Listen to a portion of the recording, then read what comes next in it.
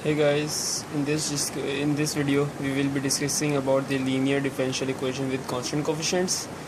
So here we have given a general form of the equation: d power n into y upon dx power n plus a1 into d power n minus 1 into y upon dx n minus 1 till the a into a power n into y equals to x, where the right hand side is always in the form of x or the function of x.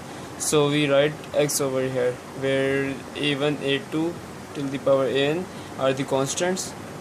So if we write d upon dx equals to d, so our equation becomes d power n into y plus d power n minus 1 into y, and so on till the an into y equals to x. Or we can write that function of dy equals to x. So the complete solution of this equation, f the function of dy equals to x, is this: y equals to yc plus yp, where yp is the complementary function and yp is the particular integral. So if we have to find the left hand side part, which is f function of dy, we can find by the complementary function, by finding the complementary function, and we have to find the right hand side, which is x, by the help of particular integral. So first thing is this: I will show how to write the complementary functions.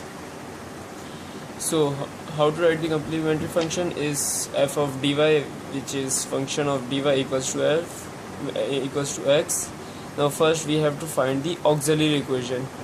If we suppose that d over here is equals to lambda, so function of lambda equals to 0, so this becomes our auxiliary equation.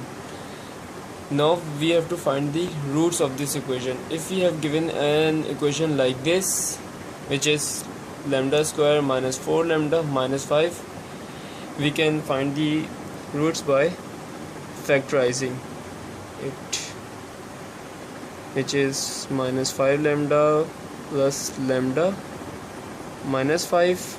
We will take the lambda common, which becomes lambda minus 5.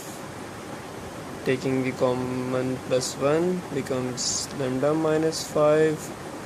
So lambda minus 5 and lambda plus 1. So the roots are, so we got the roots are, which is minus 1 and plus 5. These are the roots of auxiliary equation. So further we will having the equation and the roots like real, imaginary, and we will getting the roots like real and same. So we have different cases for the roots. Case 1, I will telling you the case 1, in which the roots are real and different.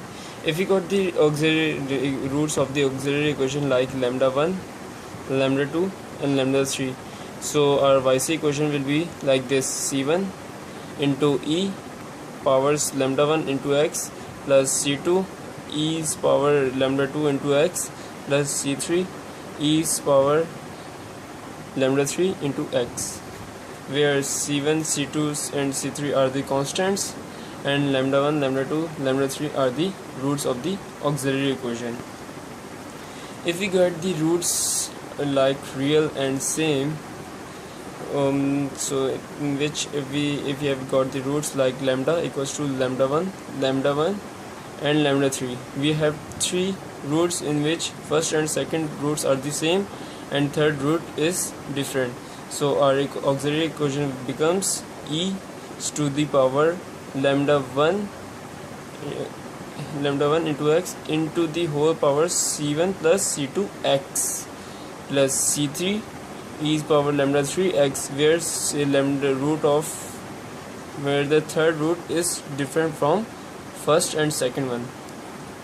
If we got the root lambda 1, if we got the three roots are same, so our auxiliary equation which becomes e's power lambda 1 x into the whole c1 plus c2 x plus c3 x square. Now we have the third case, which is the imaginary one.